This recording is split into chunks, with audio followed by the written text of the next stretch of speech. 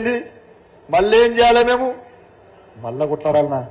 ఇదే పని అన్న మాకు అధికారం రావద్దా? పేదలకు సేవ చేయొద్దా అన్న? ఇంకెప్పుడన్నా అధికారం ఇచ్చేది? నోటికాడి బుక్కను కొట్టుకపోయి కాంగ్రెస్ వాళ్ళకి ఇస్తే మా కుటుంబాలు అడుగుతూనే ఉన్నాయి. అలా అరే పేదలు అంటివి.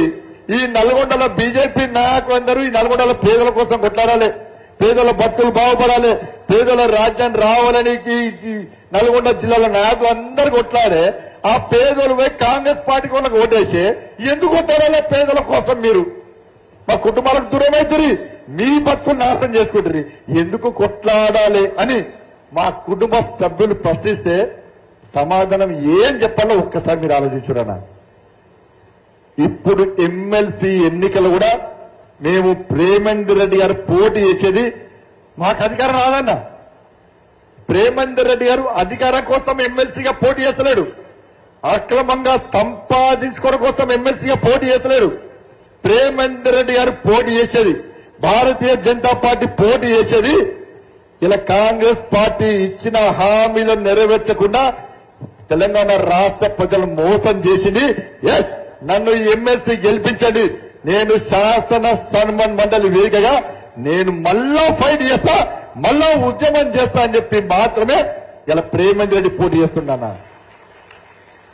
ఇలా మా కార్యకర్తలు నాయకులం అందరం కూడా మాకు ఇక్కడ నల్గొండ, వరంగల్, ఖమ్మం ఎమ్మెల్సీ గెలిస్తే మేము అధికారంలోకి వస్తామని ఎక్కడ చెప్తలేమన్నా, మేము ఎక్కడ చెప్తలేమన్నా, మా కార్యకర్తలు ఎక్కడ చెప్తలేమట్లా.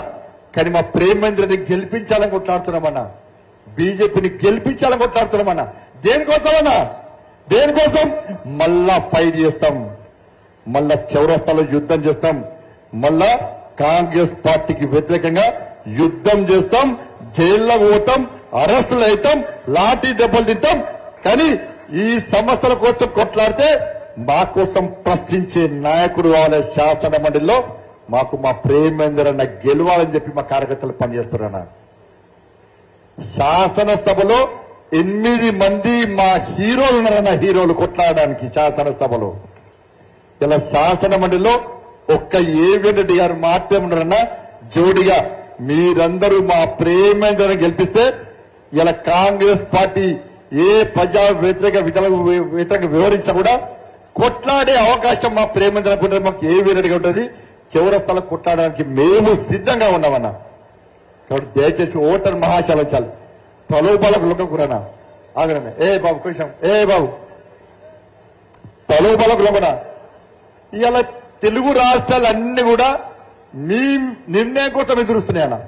తెలుగు రాష్ట్రాలు ఇలా ఈ వరంగల్, ఖమ్మం, నల్గొండ పట్టభద్రులు, మేధావులు ఎట్లా ఓటైపోతున్నారు, వాళ్ళ నిర్ణయాన్ని ఏ విధంగా ప్రకటించబోతున్నారో ఎదురు చూస్తున్నారన్న. మీ నిర్ణయం అటో ఇటో అయితే ఇలా తెలంగాణ ప్రజలకు ఇలా బాధపడుతున్నారన్న. ఇలా బీఆర్ఎస్ పార్టీ అంటుంది సెకండ్ ఫేజ్ కోసం బీఆర్ఎస్ పార్టీ ప్రయత్నం చేస్తున్నది. BRS party, Congress party second phase కోసం ప్రయత్నం చేస్తున్నాయి.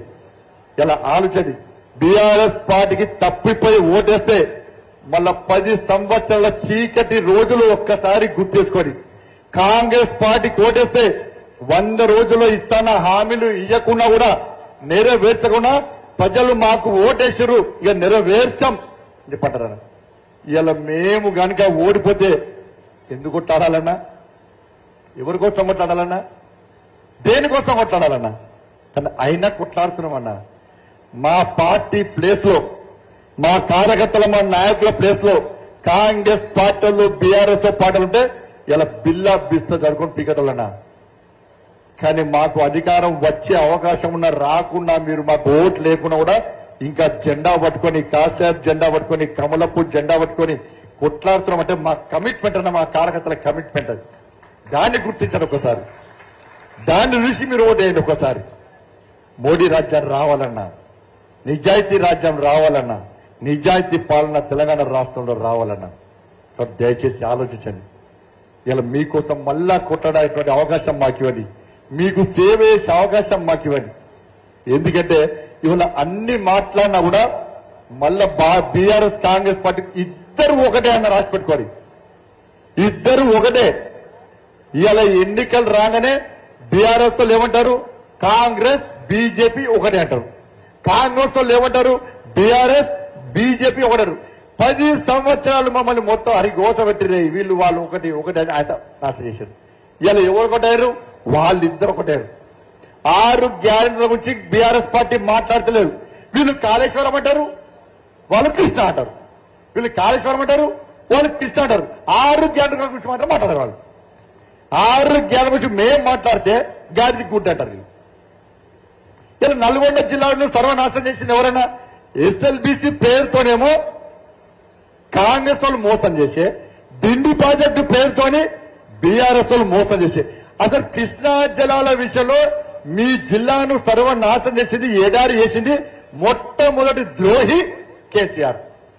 575 టీఎంసీలు రావాల్సిన వాటాను కుదించి చంద్రబాబు నాయుడు గారితో కుమ్మక్కై 299 టీఎంసీలకే సంతకం పెట్టి మిమ్మల్ని నిట్ట చిలున మోసం చేసిన వ్యక్తి కేసీఆర్. నేనే బయట పెట్టానా? నేనే కేసీఆర్ వీళ్ళు సంతకాలు పెట్టిన పేపర్లు మొత్తం నేనే బయట పెట్టినా. అప్పటి నుంచి ఇప్పటి వరకు కేసీఆర్ నుండి సమాధానం రాలే. కేసీఆర్ ను మోసం చేస్తావు, నల్గొండను, పాలమూరును, ఖమ్మంను, రంగారెడ్డి జిల్లాలను ఎడారి చేస్తావు, నువ్వు మోసం చేస్తావు, సమాధానం చెప్పంటే ఇప్పటికీ సమాధానం చెప్తలేడు. కాబట్టి దయచేసి నిరుద్యోగ యువత ఆలోచించాలి, ఉపాధ్యాయ ఉద్యోగ వర్గాలు ఆలోచించాలి, ఇలా పట్టభద్రులు అందరూ ఆలోచించాలి. అడ్వకేట్స్ కానీ, వ్యాపారస్తులు కానీ, రైతులు కానీ, ఎవరైనా మహిళలు కానీ ఎవరైనా ఆలోచించండి. అలా మీకోసం కొట్లాడడానికి మేము సిద్ధంగా ఉన్నాం. మేము అధికారం కోసమో అక్రమార్జన కోసమో ఎన్నికల్లో పోటీ చేస్తున్నాం. మేము కాంగ్రెస్ బీఆర్ఎస్ పార్టీ ఏ విధంగా మోసం చేసిందో కాంగ్రెస్ పార్టీ మోసం చేసింది కాబట్టి ఇవాళ మీకోసం ప్రశ్నించే గొంతుగా, మీకోసం ఫైట్ చేయడానికి, మీ సమస్యల పరిష్కారం కోసం, మీకు ఆపద వచ్చినా కష్టం వచ్చినా మీకోసం ఉద్యమించడానికే ఇవాళ మేము ఎన్నికల పోటీ చేస్తున్న విషయాన్ని గుర్తుంచుకోండి. ఇవాళ నిన్న చూస్తాం మనం పశ్చిమ బెంగాల్లో మతపరమైన రిజర్వేషన్లకు వ్యతిరేకంగా ఇలా బెంగాల్ కోర్టు తీర్పిచ్చింది. ఇవాళ ప్రేమేందర్ రెడ్డి గారు గెలవకుంటే శాసన మండలిలో మతపరమైన రిజర్వేషన్ బిల్లు కాంగ్రెస్ పార్టీ తీసుకొస్తా అంటున్నది. దాన్ని వ్యతిరేకించే వ్యక్తి ఎవరుంటారో ఒక్కసారి ఆలోచించండి. మతపరమైన రిజర్వేషన్కు పక్క భారతీయ జనతా పార్టీ 100% వ్యతిరేకమన్నా, పక్కా వ్యతిరేకమే. మీ అయ్యే జాగిరా, మీ తాత జాగిరా హిందువుల పొట్టగొట్టడానికి.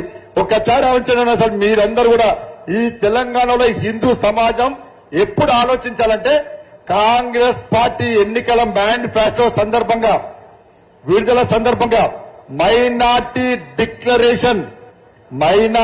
డిక్లరేషన్ ఇచ్చినప్పుడే ఈ తెలంగాణ రాష్ట్రంలో హిందూ సమాజం జాగృతం కావాల్సిన సమయం ఉండే.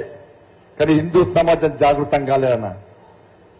ఈ హిందూ సమాజం జాగృతం కాలేదు కాబట్టి ఇలా Congress party, BRS party minority ఓట్ల కోసం ఏ విధంగా కక్కుర్తి పడుతుందో ఇలా హిందూ సమాజం ఆలోచించాలి. ఇలా నేను మాట్లాడితే మతం అంటున్నారు. ఇలా మీరు ఆలోచించండి. ఒక క్రిస్టియన్